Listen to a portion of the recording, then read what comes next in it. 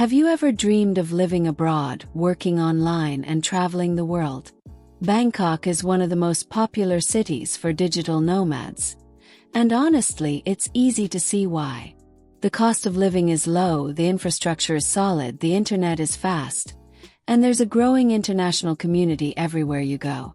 In this video, I'm going to show you exactly how much it costs to live here in 2025, with real numbers and practical travel tips to help you plan your stay and avoid surprises. Let's start with the biggest expense for most travelers: accommodation. If you're just starting your digital nomad journey or you're traveling on a budget, a good option is to stay in co-living spaces or long-term hostels.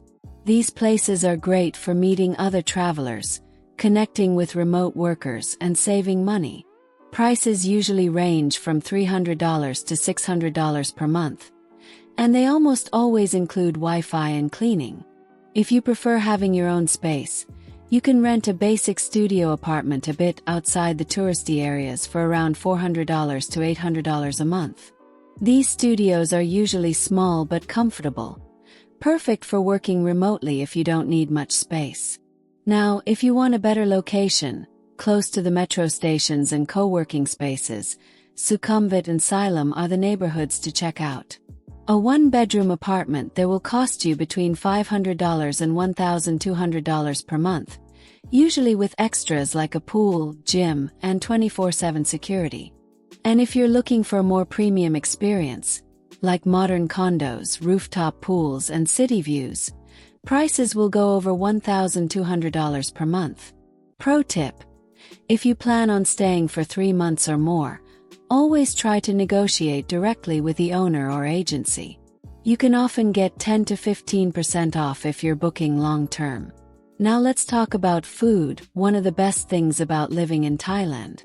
Thai food is world famous, and one of the best things about living here is being able to eat well while spending very little. Street food is the real deal here. You can get a full plate with rice, protein, and veggies for around $1 to $3. Prefer to sit down at a nice local restaurant with AC and proper tables. Meals there will usually cost around $3 to $6. Still much cheaper than eating out in most countries. If you like eating at Western or touristy restaurants, especially in areas with lots of expats, expect to pay $8 to $15 per meal. If that's your vibe, just keep in mind that your food budget will be a bit higher. If you enjoy cooking at home, local markets offer great prices on local products. Grocery shopping usually adds up to around $200 to $300 per month, but imported products can be a lot more expensive here. Travel tip: want a place that's clean, cheap, and air-conditioned? Eat at the food courts inside malls. It's one of the favorite spots for locals and expats, especially on hot days. Now, how about getting around? Public transportation in Bangkok is affordable and works really well. Most locals use the BTS Skytran and MRT subway to move around. If you use them daily, you'll probably spend between $30 and $50 per month. If you prefer to use a car or bike, Grab, like Uber, is the main rideshare app here. Each ride will cost somewhere between $2 and $10, depending on the distance. Want even more freedom? You can rent a scooter for $50 to $100 per month. Just keep in mind that traffic in Bangkok is crazy. If you don't feel confident riding a scooter in heavy traffic, stick with public transport. Bottom line: you can get around easily for under $100 per month. Now let's talk about something super important for remote workers: the internet. One thing Bangkok does really well is internet speed and quality. A good home internet plan usually costs $20 to $40 per month, and you'll rarely have connection problems. But a lot of people don't like working from home every day. That's where co-working spaces come in handy. Most of them offer fast internet, free coffee, good desks, and even private rooms for meetings. You'll usually pay between $100 and $250 per month, depending on the location and how fancy the space is. Not into co-working spaces? No problem. Bangkok has tons of cool cafes, and most of them offer free Wi-Fi. All you need to do is buy a drink. So on average, you'll spend somewhere between $120 and $300 per month combining home internet and co-working, depending on your style. Let's not forget about daily expenses.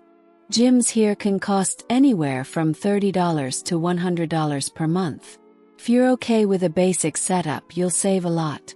But if you want a modern gym with a pool and new equipment, expect to pay on the higher end of that range. If you enjoy going out, bars, nightclubs, movies, you'll usually spend around $5 to $20 each time you go out.